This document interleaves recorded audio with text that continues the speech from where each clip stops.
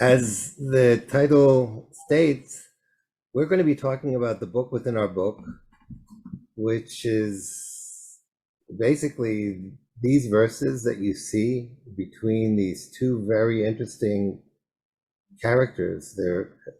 There's a letter in Hebrew called Nun, which seems to be inverted upside down, kind of like biblical parentheses.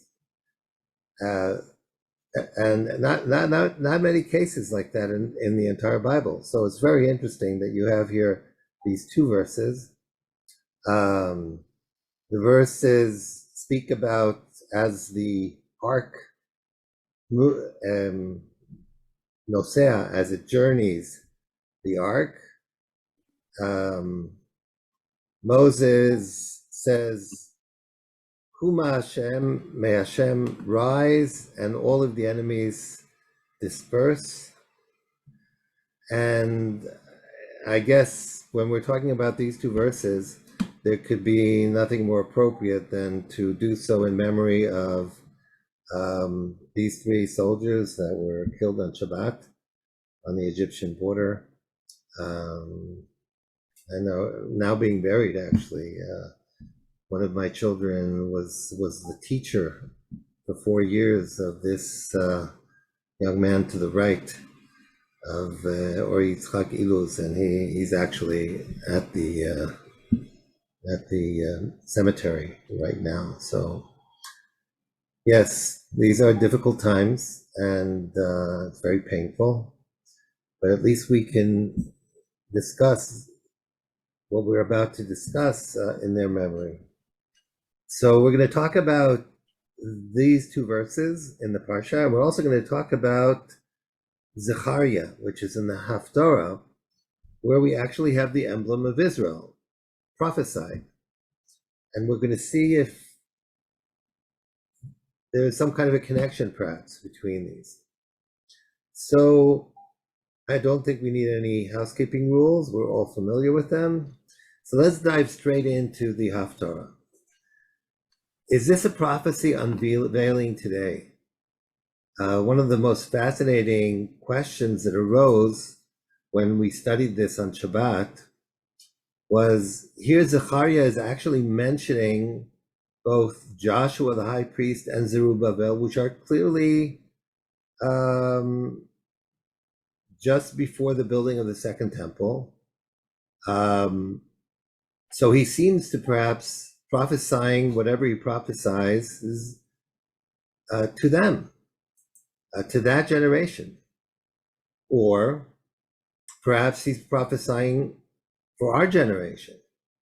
When we take a look at the verses here, I'd like to suggest that we ask ourselves, first of all, is this a prophecy for Zechariah's time? Or is it for our time? Or perhaps it's actually for both, meaning that it's kind of a choice. If Joshua and Zerubbabel would have picked up as needed at that time, then what we see now could have already happened then. All kinds of interesting possibilities. This will definitely be one of the big questions in our breakout rooms. So let's take a quick dive into the verses. Shout for joy, fair Zion. Actually, in Hebrew, it says Bat Zion, daughter of Zion. A very interesting expression. What does Bat Zion mean when we talk about shouting for joy? Why should Bat Zion shout for joy? For lo, I come, and I will dwell in your midst, declares God.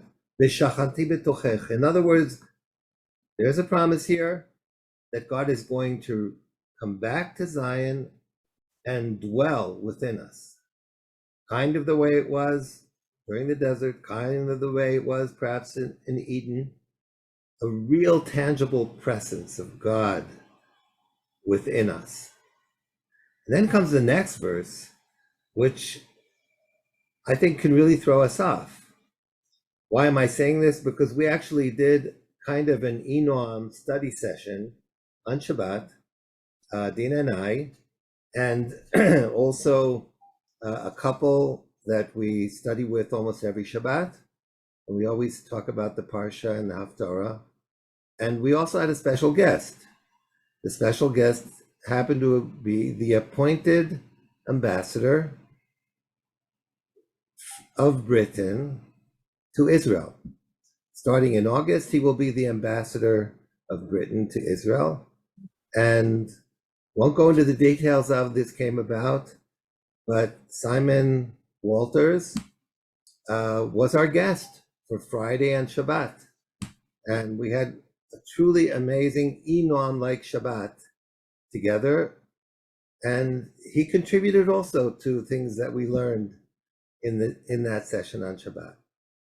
And here it says, Benilvu goyim rabim, in that day many nations will attach themselves to God.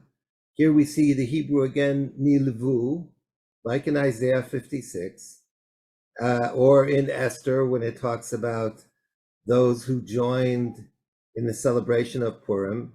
So it says here that many from the nations will also join in, apparently in conjunction with the first verse, Bayomahu, on that same day, V'hayuli la'am, and they will become a people. In other words, God is actually promising that there will come a time when many nations will join, and they will also be his people, li la'am. They will become a people to God. And again it says, V'shachanti b'tochech. They will dwell. But it says betochech, which kind of means in a singular, and here we're talking about plural.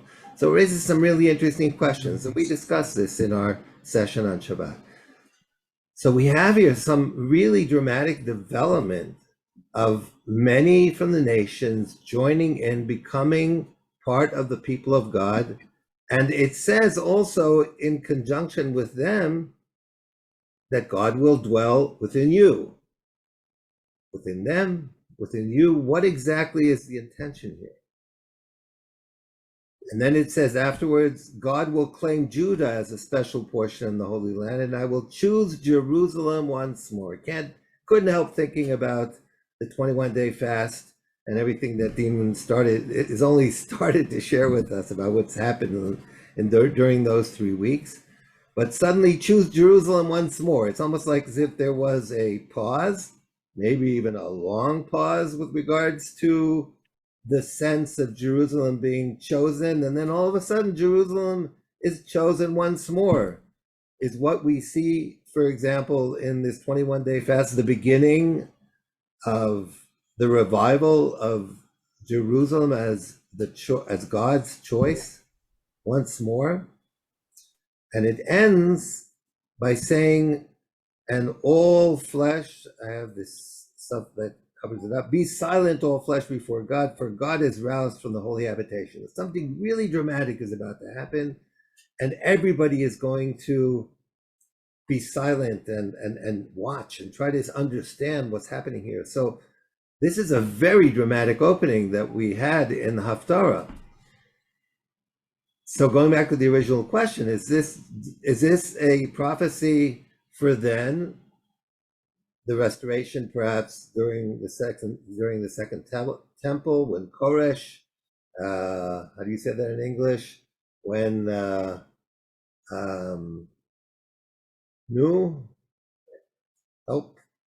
Koresh. Cyrus, right. So when Cyrus essentially welcomes us to return, it's interesting that it says Judah. It doesn't say Israel. Is Judah appropriate for then? Yes, because it was the kingdom of Judah that went into exile and returned. Is it correct today? Well, I think we spoke about this only last week or the week before, about how right now the Jews are Judah, right? So this is very interesting that the term Judah is being used here. And in verse 3.2, which we don't have in front of us, but it talks later about how the clothes of Yoshua is very dirty, and and Satan speaks against him, and God tells him, silence, because these are a brand plucked from the fire. And that is the term that everybody uses today when describing the Jews after the Holocaust. So, seems to connect us to our times. Simon actually noticed, as we were trying to see the context of this Haftorah, and we looked at chapters 1 and then beyond, because the Haftorah is taken from chapters 2, 3, 4, and we saw that there's stuff there about 4 horses, and he connected it to the 4 horsemen of the couplets in Revelations. We just have a really interesting conversation about how the New Testament and the Tanakh are connected. But I want to emphasize that in the Haftorah, it says that the war will not be won by might or by numbers, but it will be won by the Spirit, the Spirit of God. Ki'im beruchi. So this is, I think, a very central message in the Haftorah, that when we think about the 4 horses, different wars, whichever way we understand them, it seems to be suggesting in this reading that it's not the power that is going to ultimately determine the fate of everyone, but it will be God's Spirit. So we have an amazing Haftorah. And I think it really would be fascinating to discuss about how this Haftorah might relate to our times, or must relate to our times, depending on how you understand it. Would love to hear what you come up with. But again, as part of the first question that we just asked, look what happens at the end of the Haftorah. At the end of the Haftorah, it talks about a vision where I see a lampstand all of gold with a bowl above it, and there's these lamps, and you can see someone drew in the 13th century a picture of this vision. We can see the menorah in the center of that vision, and we see that it has on both sides an olive tree. And here, this is also where it says, not by might nor by power, but by my Spirit. So what does this vision mean? I'm sure that you'll come up with some interesting answers. Some of them may be more obvious, some less. But I want you to also try to answer, what do the olive branches symbolize?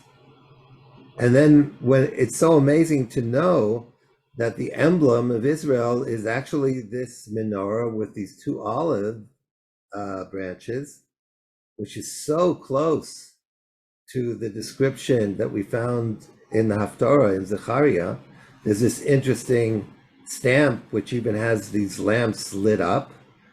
Again, an interesting question to think about. Why do we not see them lit here, and why here perhaps they are lit? But I think one of the things that people aren't necessarily aware of is there was a contest with regards to choosing the emblem. And these are some of the submissions. And you'll see the menorah in many of them here, and you can also see it here. You have the menorah, and sometimes it's on top of a shield, and there are lions. None of these can really be said that they are taken from the vision of Zechariah. But nevertheless, in the end, the committee took from these certain elements, and they recreated the vision of Zechariah without even thinking about this vision. Isn't that amazing? That this is today Israel's emblem. And again, if we recall this statement about not by might nor by power, we seem to see a lot of elements of power seem to be brought into these proposals, like a lion. But ultimately, what was chosen was the menorah, no lion. Olives. What are these olives? Certainly not power or number. but something related to the spirit.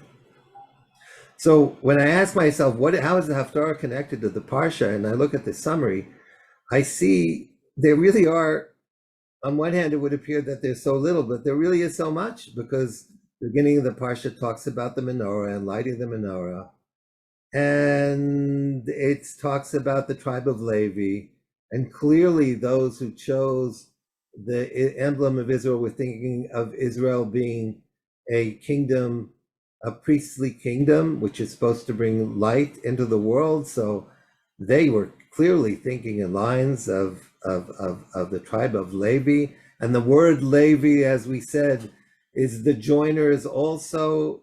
So many interesting connections when we start looking at some of the details. I also thought it might be worthy mentioning that Moses appointed 70 elders to him in parts of his spirit. So the spirit must be spread. And so there really are interesting things, and maybe you'll come up with some more. But I want to kind of end before we go out to the breakout rooms with these two particular verses. Because these two verses, like I said, are really fascinating. They stand out with this upside down nun.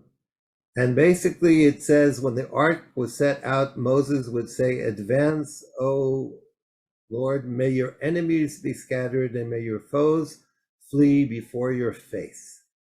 So first of all, interesting. What causes the enemy to flee? Is it God's might? Is it the numbers of something? No, it's his face. How exactly does God's face cause enemies to be scattered and to flee? Might this suggest that there's some kind of a connection? I mean, we have faces, but God doesn't. It doesn't have a face that people can easily see. So might this have something to do with us? Something to think about. And then the second verse said, when it rests, he should say, "Retone, O Lord, the myriads of the thousands." And in Hebrew, when you translate this, they come up with myriads and thousands, plural. That's 22,000. Well, it might be interesting to note that in the Medrash, they talk about 22,000 in the hosts of the heavens, 22,000 angels that were seen at Sinai. And here we seem to have 22,000, and the number of Levites that were chosen after the sin of the golden calf to be those that were be the custodians, the stewards of the tabernacle. They were about 22,000.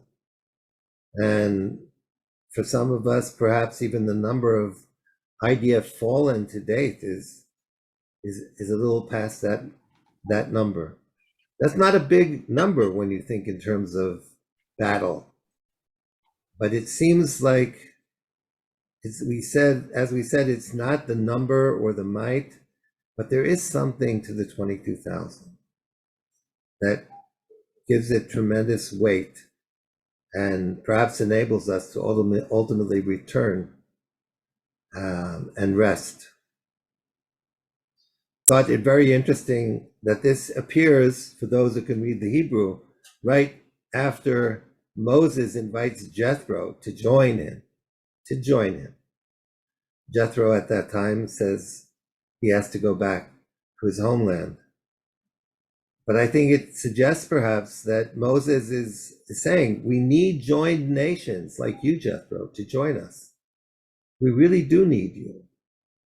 And ultimately, it appears that he later does join them. Is this perhaps a precursor to the nations? In the beginning, not necessarily thinking of joining, but ultimately joining. And as I mentioned down here, maybe this is a bit of a contrast to Genesis 12:1, where Abraham is called to leave his land, traditions, and family, as Jethro is, but Jethro is not yet ready to do that. So I think that this is enough food for thought.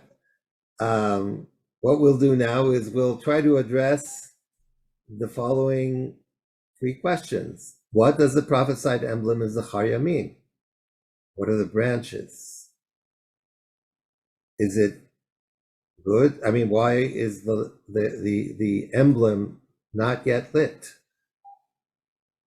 Is the end of the Haftorah, which talks about the emblem, somehow connected to its beginning, to its opening, with the nations joining? And the second question is about the book within our book. What does it mean? How is this connected, perhaps, to the Haftorah?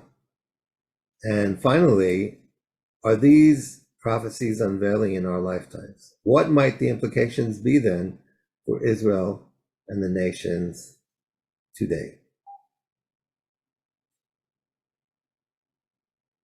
I see everybody's in shock, but I hope you'll make it out of.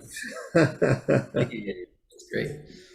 I have the rooms ready, and I think we will just head out and have a good chat, everybody.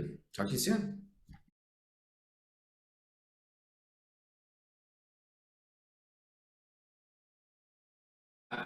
I think it's going to be a little hard to summarize what our room said. We kind of went through a lot of interesting points. I'm going to need the people from our room to help bring up the key highlights. I would say, Yair, we talked about your question about the book within the book, and Moshe really brought forward this idea of the ark as a weapon, and that it wouldn't just sit in the temple as a religious instrument, that actually went forth with the troops. And then so Moshe asked the group of us, is it, why is that? Why would there be this switch between this this item that had its place in the temple, and then it all of a sudden became some type of a military accompaniment? My thought was that it's actually a symbol of the covenant, is that when Israel goes to war, it's not just war. It's not a king who just wants to go conquer land or grow his kingdom and take people's stuff. They're going to war because they're defending the covenant that God made with Israel. And so the Ark of the Covenant is the symbol with the army that this is not a normal army in terms of the nations and in terms of normal warfare. And that's why there's this bracketing. I'm not sure if I did justice to that, but It's wonderful. that was part of the bracketing. Definitely. And as we said so many times, there's 70 faces, going back to faces, there's 70 faces, and they're all right. It's not nothing that's necessarily right or wrong. And beautiful. Oh, and the next piece that we discussed as well was this idea that who is the face of God, to, in the context of the question that you had asked, and Moshe brought up that Israel is the face of God, that God is expressed to the nations through his people, which actually reminds me of one of the 10 commandments that says, do not bear the Lord's name in vain. So it's a very serious thing. If you're going to be God's face, you need to do it faithfully, and for the right purpose, the right reason. Anyway, that's my addendum. I just added that. That wasn't. No, I just have to add to that it says in several places in the prophets, all the nations that carry my name. So it's true that Israel is given that role very straight away, but other nations are welcome to join in carrying God's name. Well, and this brings us to the discussion that we had that, brought in, what Maimonides shared about, for example, the Christians carrying the message out of Israel into the nations, and that it really waged war against the paganism, against the polytheism. And obviously Maimonides didn't agree with all of the Christian theology, but it just was this idea that there was this going out of the face of God that came out of Israel. Everyone, all the original people who started, who worked to share Christianity and the message were all Jews. And even to this day, like we refer to this Judeo-Christian kind of framework, of how a society should be organized and what the fundamental values of a Judeo-Christian society should be or could be. It's the same idea that we want to see the face of God in our cities, in our countries, in our hospitals, in our places of worship. And that comes from the Torah, that comes from the revelation that was carried, that Zechariah, was talking about, that the armies were carrying the ark. Well, the priests were carrying the ark with the armies. So I think for our room, that would cover it. So let's talk about room number 1. I think, Alan, you were in that room, if I'm correct. Maybe I'll just add one point that we talked about in the end. Sure, yeah. We were talking about the responsibility, the concept of responsibility that it falls on our shoulders, and it shows both in the parsha, in the portion, and both in the Haftorah, when we say not by power and not by might, but by spirit. I think the right explanation is not by my own might, not by my own strength, but by combining the spirit with my efforts. That's the way to explain it. Nothing will come from heaven complete and prepared without our responsibility in doing. And that appears again, exactly as we said in those 2 verses, in which the ark goes out, but who does the war itself?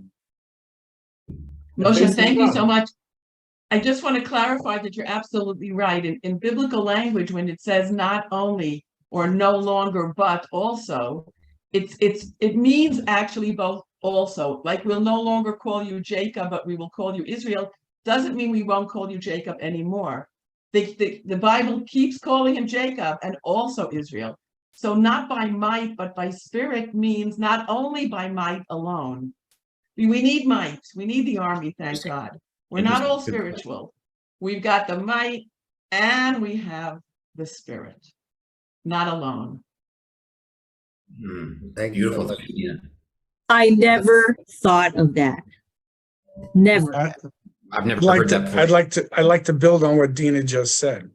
When Nachshon went into the Yam Suf, the Red Sea, right? The miracle had not yet happened. The sea did not yet part. So the rabbis explained, we got to put skin in the game. Before that miracle can happen, there's got to be skin in the game. So Nachshon has to actually go into the water up to his neck, and then finally the miracle occurs.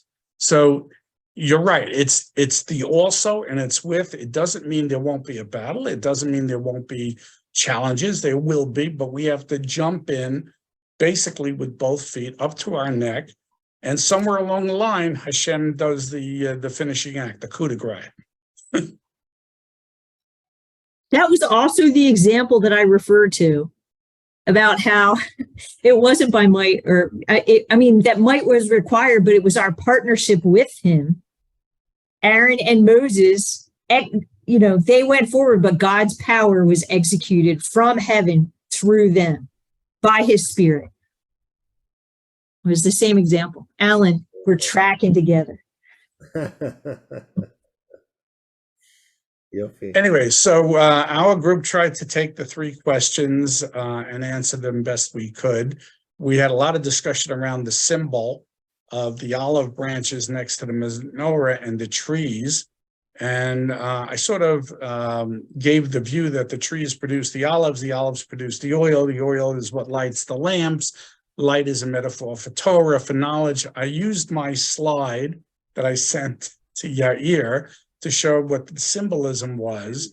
And it's about reflecting these divine attributes, and that the menorah itself, there were 70 of them in the Holy Temple, and they represented the 70 nations. So in the Jewish temple, there were 70 menorahs, each representing one of the nations. So again, the symbol has layers of meaning and layers of understanding, and yes, it does even tie to the nations themselves.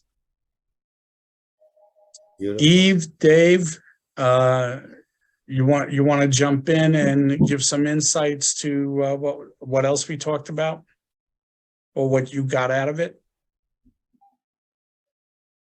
I got a lot out of it, but I can't reproduce a sentence of it right now. Alan just shared so much wonderful knowledge, and I think maybe a theme that did sort of flow through a lot of it was that Yes. that the nations have a place in Israel's destiny, and that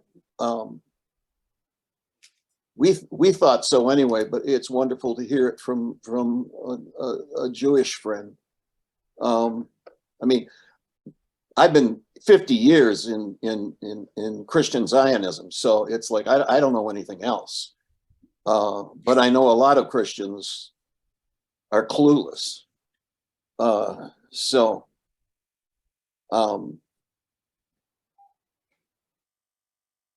then I really don't have much else to add, because it was so thick, wonderfully. Yeah, I have something to add. I do have something to add. Alan actually taught us a lot. We just listened open mouth, and some of us took notes. But he showed us the picture of the menorah, and he said, like, the central one speaks of the spirit of the Ruach. Then he gave us a diagram, and he showed what all the other remaining 6 arms are. And then he explained that there's an understanding that I think he said on the right side would be the nations feeding into this central, but it's, and as he was speaking, so I was thrown as a Christian to a scripture in the Brit Hadasha, which says,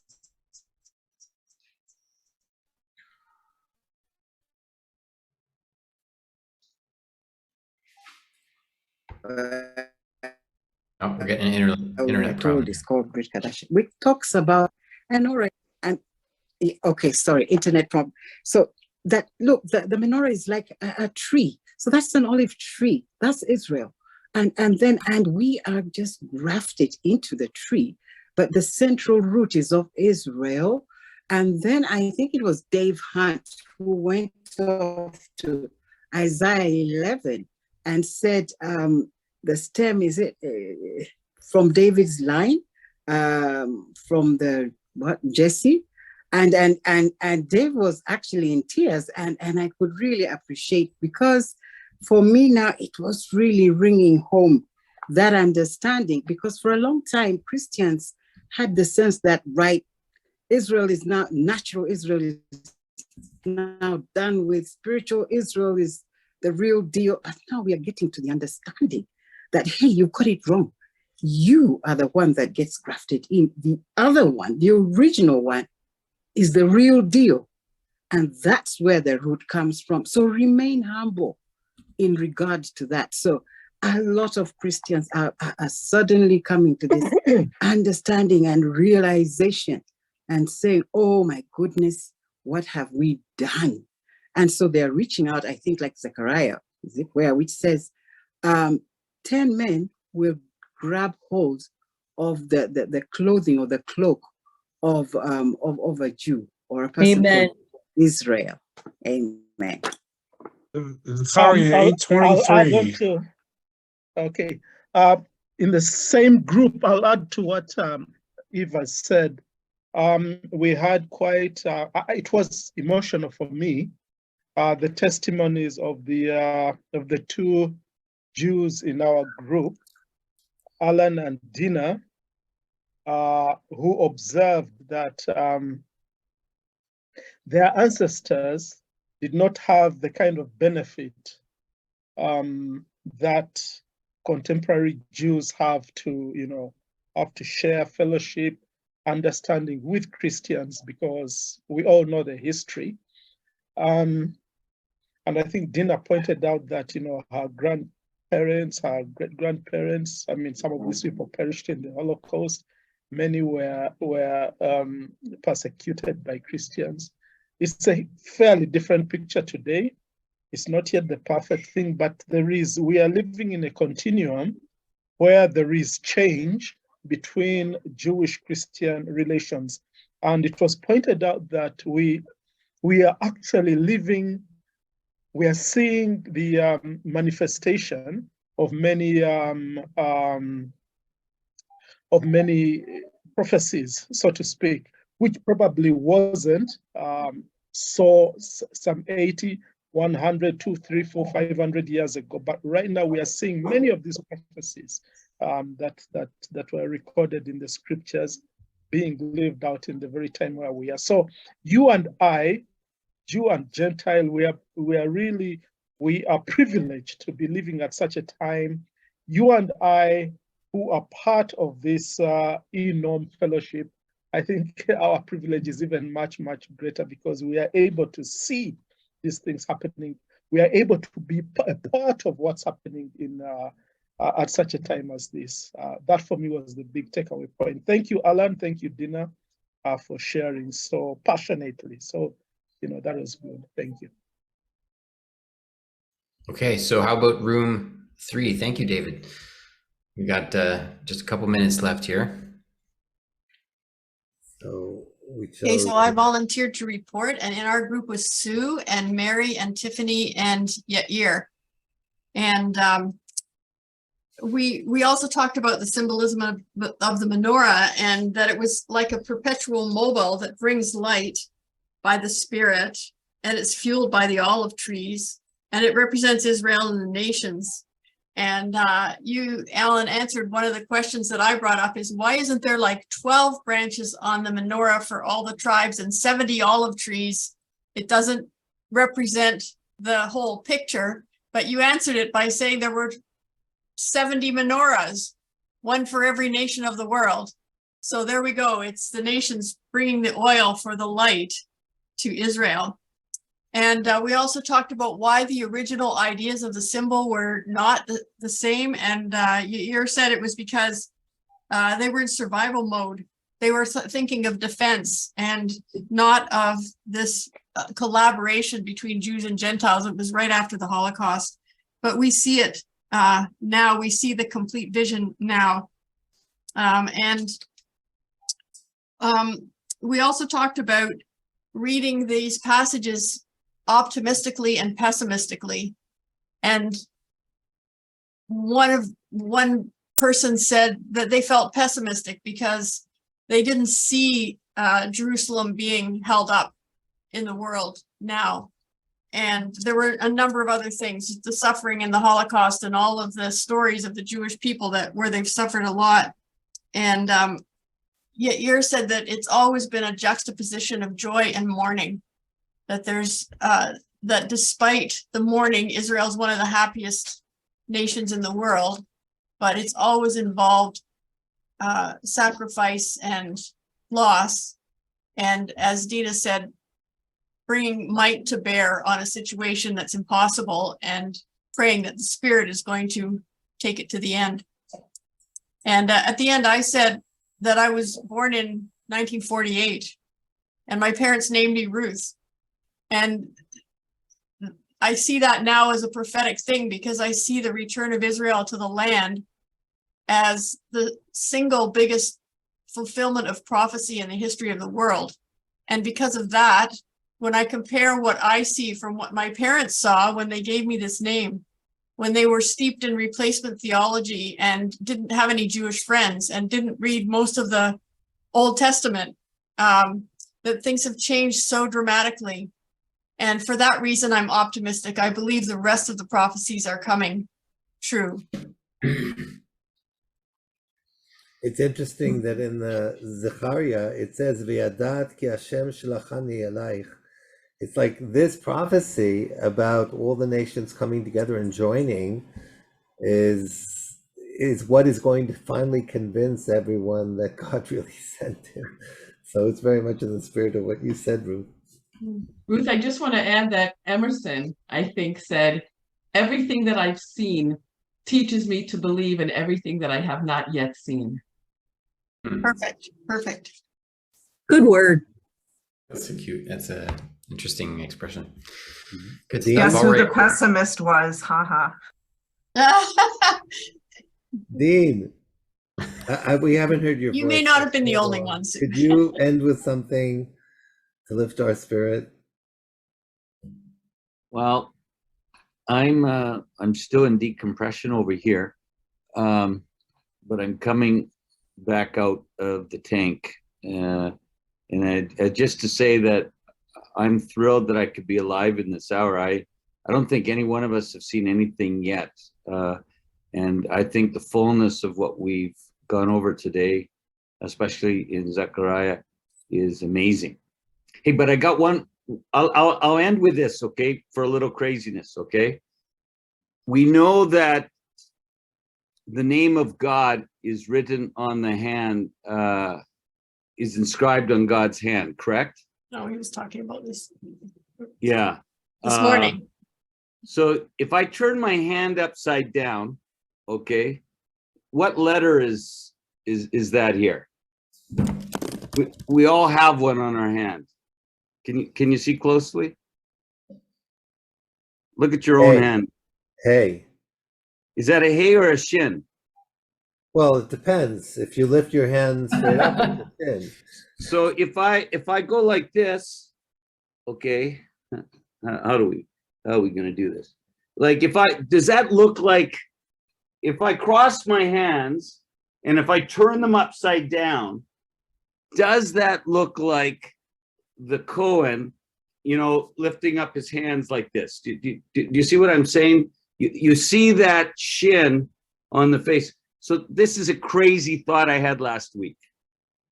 When Abraham took his hands and he crossed them and he stuck them on his grandson's head, is it possible? No, not Abraham. Not Abraham. Jacob, just check to see if you're on your toes, Dina. Yaakov. Did he place the name of God on his grandson's foreheads? Nice thought.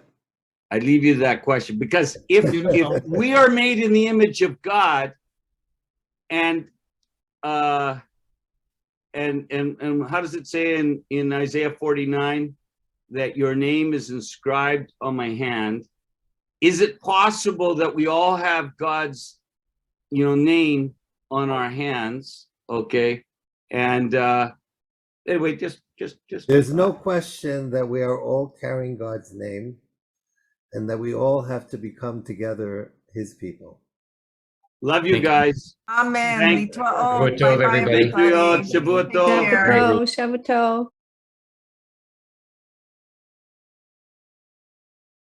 See his face in that scripture, because isn't God's face hard to see?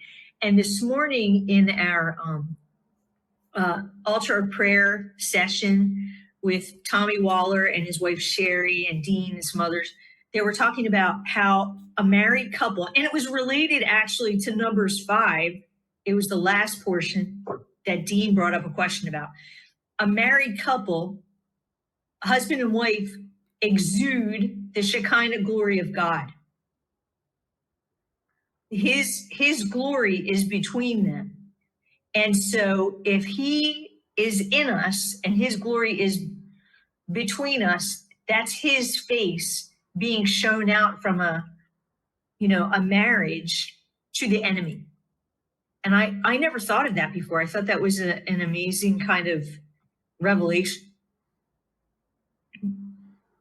So let me just summarize what you're saying. You're saying that the two together displays the Lord's face, and that frightens the enemies?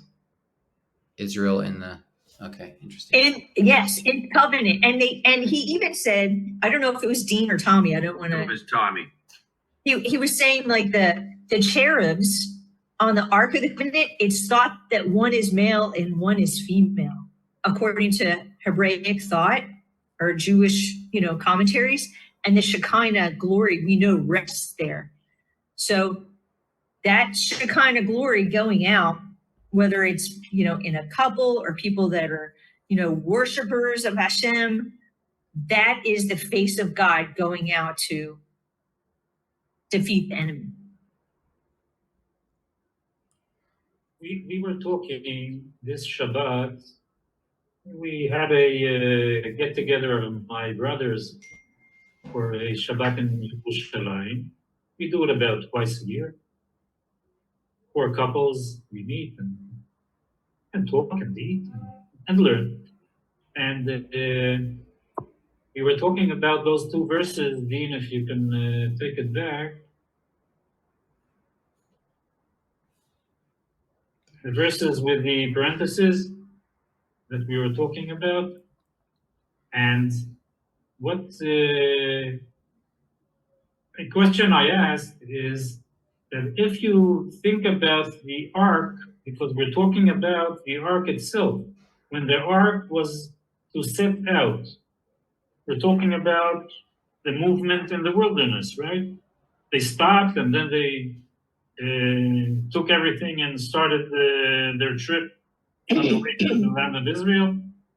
And so they took the whole tabernacle, and with it, of course, they took the sacred ark. So the verses say, as is translated over here, when the ark was to set out, Moses would say, "Advance, O Hashem, may your enemies be scattered, may your foes flee before your face."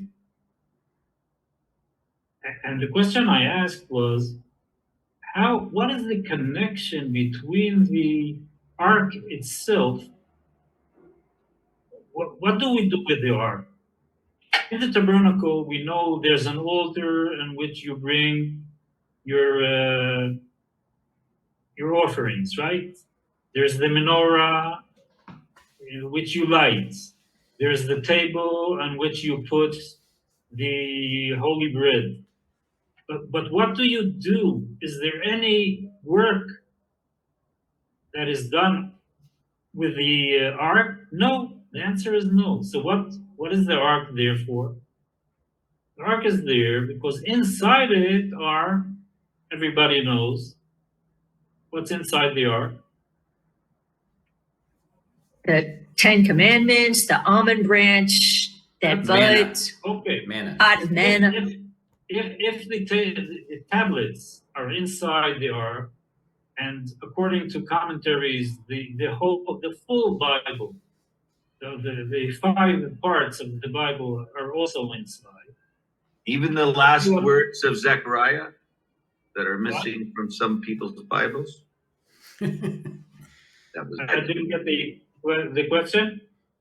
It was bad humor. I just said even the verses from Zechariah that are missing from some people's Bibles. Okay, so the ark is holding the message of God, right? That's what's inside.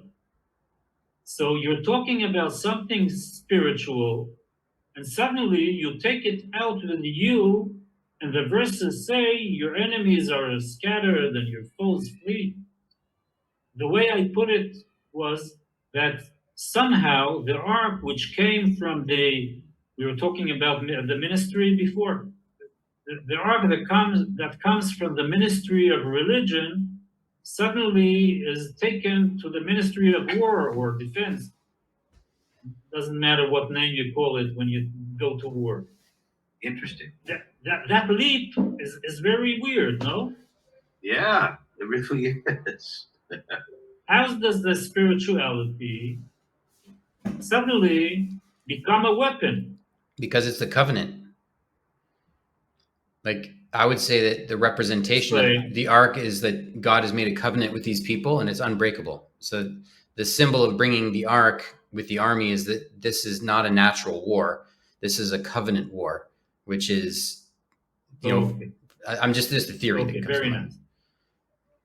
Okay, so that we were talking according to this line of thought too, and things that we said were.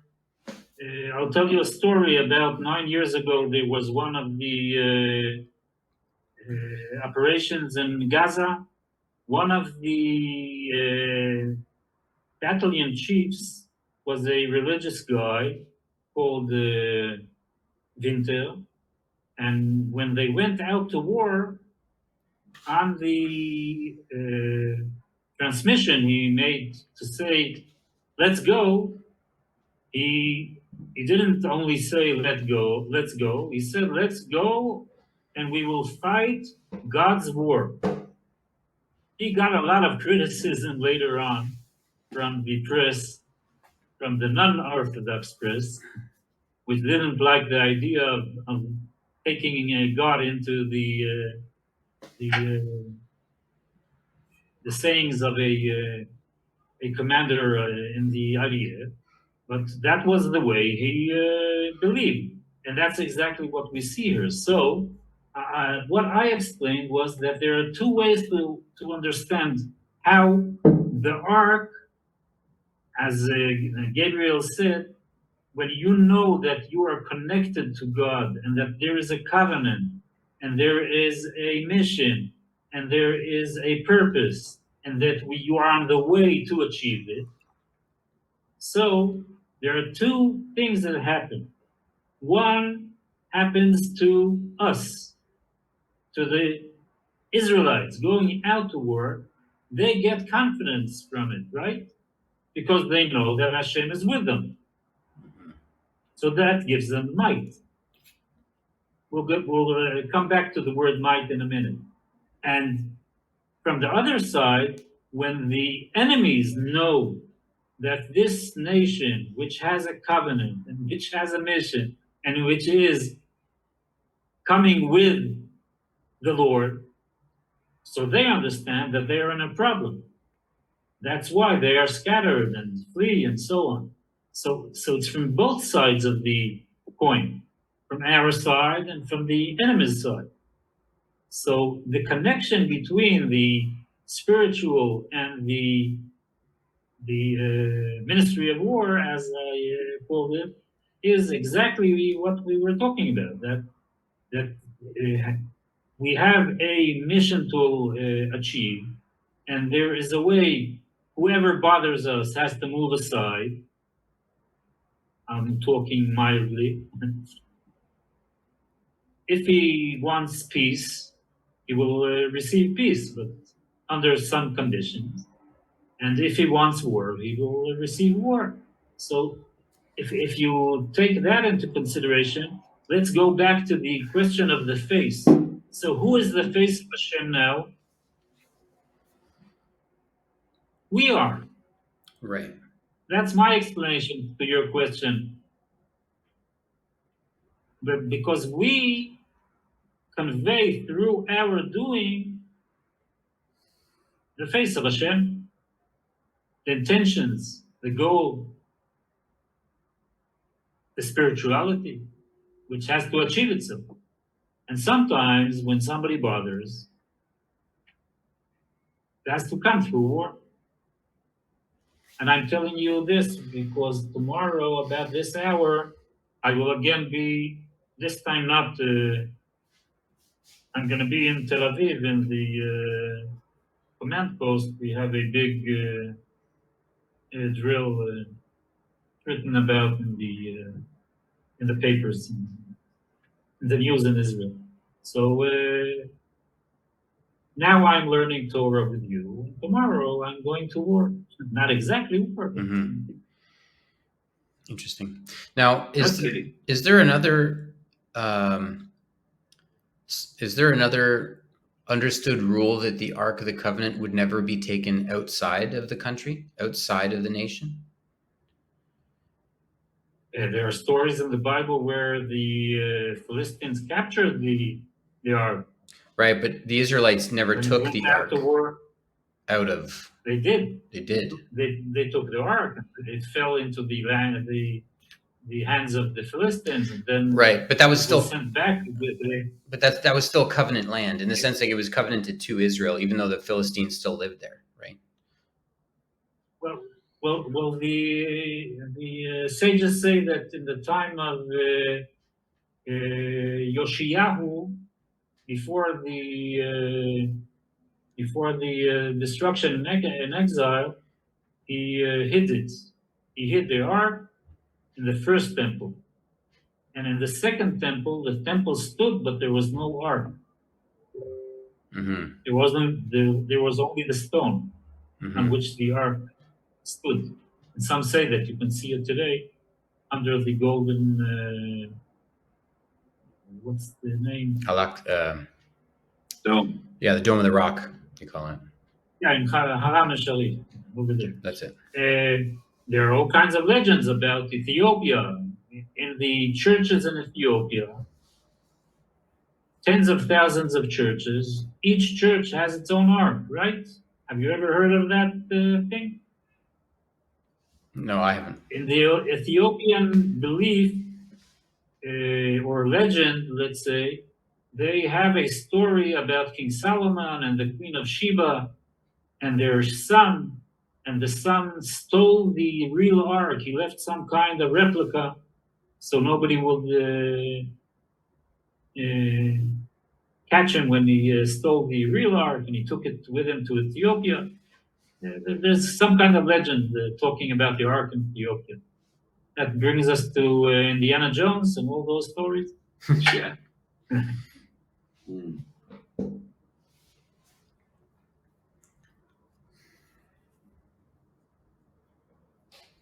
So I like your what you're saying. You're saying, you know, Israel in many ways is the face, and Israel united in the purposes of God is a reflection of the face of Hashem. Is that what I'm hearing you say? That's right. Depends upon what they're doing. If they're doing the right thing, it's a reflection. If they're doing the wrong thing, it's the other way around. Stopping the light from the face to go out. I think it's interesting to parallel that, Moshe, if you allow me to parallel that in the Christian perspective, is that the Yeshua's disciples who studied with him and lived with him, they went out into Samaria and then out into Asia and to other countries and taught, you know, what now we would call like Judeo-Christian ideas, right? But at the time they were just Jewish ideas. There was nothing else. Well, nothing else that could compete, right? And that in the world today, that the face of God is seen through this light that went out from Israel all over the world, and that essentially like the people who received that message, you know, that Israel received that message and shared it with the world, even though there's tension about the followers of Yeshua within the Jewish, you know, community and rejection of that, that still, I mean, it's still the same essential material, really, at the foundation, which is why even today we were sitting here talking about, you know, this text together. And so it's just interesting because I just heard I heard a story of a friend of someone I know from my community back home who had a terrible failure. He had an attack of like blood sugar, diabetes, and he went into a coma. And there was someone who came to his hospital room over and over and over again. And he was completely, I mean, he was unconscious for 2 weeks straight. He came out of the coma after 2 weeks. And he said, he was just speaking today, I heard his recording, and he said that he's never felt closer to God than when that person would come and visit him in the hospital room when he was sick. And they would just sit there. They would just sit there with him and would hold his hand. And it's just interesting that, you know, part of the reason the person went to visit them is because of this belief that that's what God wants us to do. And so in a way, he experienced the face of God in the gentle kindness of another person that wasn't his wife and it wasn't his children. It was someone who was purposely coming to comfort him in his illness because of their belief in God. Which I really think is interesting because it's a parallel to what you're saying. It's just another expression of it in a different place, you know, but parallel, I think. Yes, but what you said appears also in Jewish thought, in some of the most important commentators and philosophers like the Maimonides, who specifically talks about Christianity as the way that the belief in God it moved away all the paganism. So And thank God. even though there is a difference, and there is sometimes a bit more than difference, but let's call it for a minute just the mechanism of moving the world ahead came through both Christianity and Islam, because before that all those nations were worshiping idols. So that's a big change in the right direction. Yeah, I guess Islam just kind of took a bit of a turn. I guess it's. Well, you know, extremists you have everywhere, right? Yeah. Yeah, it's an interesting topic. I don't know, Dean, can you hear us? Are you in the room there? Just because I want to get to the questions in the last slide. I am. Yeah, can you? I'm happy. Yeah, there you go. Is that what you want? Just catching up. Okay. Was it not there? Yeah, no, it's slow. Like you see it right away, but for us it takes a couple seconds for it to move. All right, so just thinking, is there anyone any of these questions that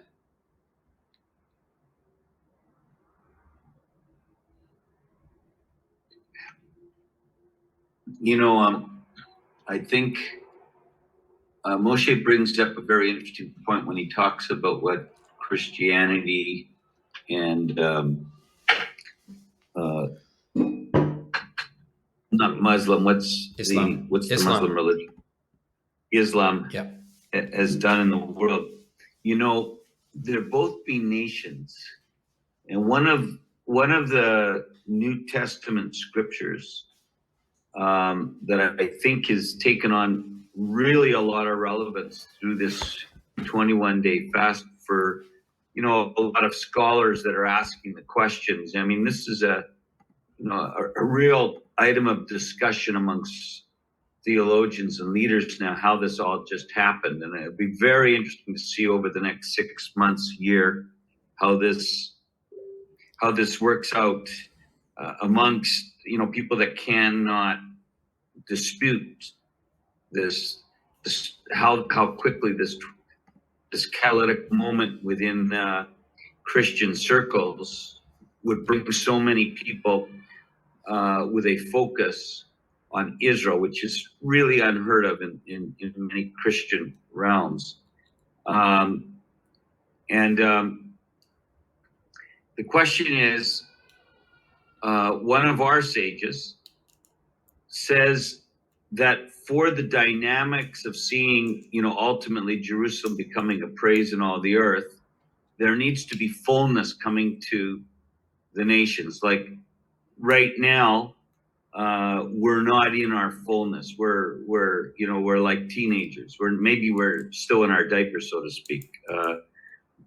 But there's a fullness that comes, and that fullness, I heard it said the other day, will be marked by a few different things. One might be a number, a significant number. Another would be marked with the significance of the character of God in the lives of the Christians who have adopted, as Gabriel shared, these Judeo-Christian values, that which is inside that ark. The third is they'd be marked with power, not by might nor by power, but by his Spirit. The power of the Holy Spirit would be marked on them. They would be a people that would not be afraid of death, just like Ruth, to the extent that they'd be willing to die for a Jewish person, a Jewish family, regardless of what they believe, that there would not be such a fear of death. And they would be willing, as I said, to to give their lives for the Jewish people and for Israel. And the fourth character, power, fourth, what was it?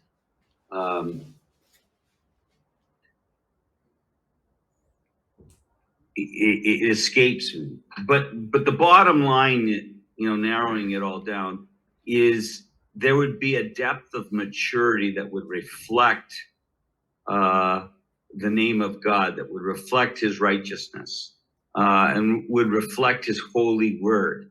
And so it's interesting as we study Zechariah, and as we've come out of this remarkable season where there was just a focus of prayer thought on Israel and Jerusalem.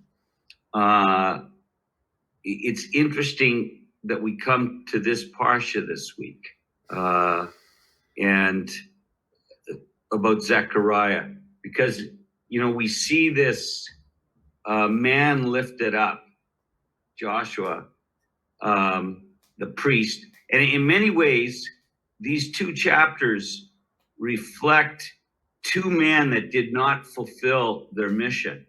In fact, there needed to be another prophet show up on the scene and say, hey, listen, you guys, you got part of this thing started, but it's not complete. And you guys have been too busy with your own houses, and you lost track of the house of God, that ultimately we see a reflection of the mercy of God in such a way that Joshua's garments would have to be changed. They were so dirty. And it's interesting, Zechariah, the prophet, says, hey, put a turban on his head. If you read verse 3 of chapter 4, it's interesting that it's him that says to the angel, if you're going to change his garments, would you also put a clean turban on his head? And in many ways, I think that really speaks of the name of God, because the name was on that turban. And so we see that in the mercy of God, that the calling remains on Joshua, this priest. The calling remains on Zerubbabel, because all of a sudden he's told that, listen, that work that you started, you're going to put the last stone on that.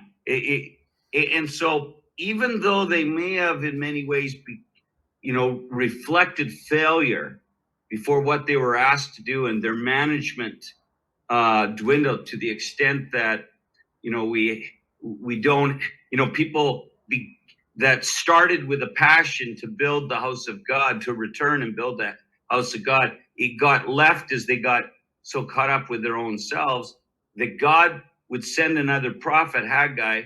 He would bring a straightening and reflect the plumb line again. And before you know it, these fellas are not rejected, but they're basically given a significant other chance that that the word of God would continue to go, and yet would show this amazing, remarkable mercy of God. And I think as Christians, I think we can see into that too, because I think in many ways, in looking at our own history, and many of us had to do that over the 21 days, we looked at our own history towards Israel.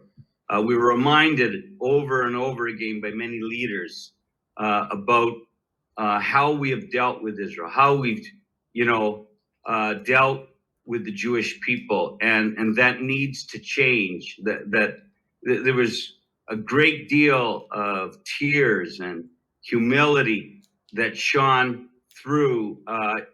Lots of pride, lots of other stuff too. But I think in some of the deeper meetings I could be in, I was able to see some people who never, ever could share God's heart for Israel. It seems so obscure. They could share their own heart for their own country. God bless America. God bless Canada. But there was something else that was, they were seeing into the heart of God. They were connecting with his order, and they're ruined now. I mean, in a good sense, there's a sense of confidence that they can fulfill what they have failed to do, that they could, even though they can count years of following God to the extent that they knew and understood, it's like this new paradigm has now shifted, and it will change the church forever. And now the church is in a position of recovery, of coming to that place of saying, God is giving us another chance. We can actually enter into a destiny of reflecting the face of God. We can take our position, so to speak, you know, on the ark. The God who chose Jerusalem is choosing Jerusalem again, but he's not only choosing Jerusalem again, he's choosing us again to be a part of the role that he's given us. There are many words, many Gentiles. That was also a very fun thing for me to see over and over again, of leaders getting excited. You know, this morning, Lisa and I were in another prayer meeting for 3 hours, and in the course of the 3 hours, you know, we had some people that were in Jerusalem that came online, but they represent a ministry that is nothing about Israel. It's everything is about Great Commission, and you could feel in their voices, you can see it in the tears in their eyes, that they caught something absolutely brand new. Their leader, who's been their leader for almost 50 years, is on his deathbed, and he endorsed, and everybody was shocked, he endorsed this movement. And they were looking at Israel completely different. For some of you Christians, you know, the YWAM movement is like, it's like they're feeling such a twist now that they're seeing Israel in a completely different light. Now, how can they see Israel in a different light? What changed? You know, or is it that maybe the light from the face of God maybe has unveiled those of us in the nations? You know, we've been blinded by truth.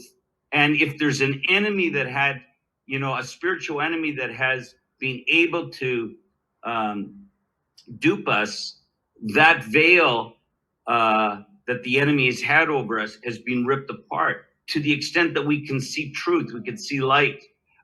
We could even find ourselves in the story when we couldn't find ourselves in the story because we were too caught up with someone else's story or the idea of what the story should look like. So I think these are things, when we're talking about the face of God and the enemy being removed, you know, one of the greatest enemies is right within ourselves. It's our own flesh. It's giving into our own thoughts as opposed to the thoughts of the Lord, giving into our own ways as opposed to the ways of the Lord. There needs to be a removal of that first, but notwithstanding the fact that there's a spiritual enemy that does not want us, you know, to see true justice, to enter into a depth of love that would mean that we would lay our own lives down. Dean, can yes. I add a point? Sure. I think a very important concept that comes from what we were talking about is the concept of responsibility, which means that nothing will come from heaven. It has to be done by us. And all Zionism, if we're talking about Christian Zionists, all Zionism was this point of inside the Jewish people, of not continuing to wait for something to happen, but to get up and do it. And that's responsibility. Now, if we take the 2 points from the Parsha and the Haftorah, and we were talking about not by power and not by might, but by my spirit, right? I think the right way to understand it is if we connect it to another place in the Torah, where we are told that we should not say that our might and our strength did the job. But what did the job? Again, the Spirit of Hashem, right?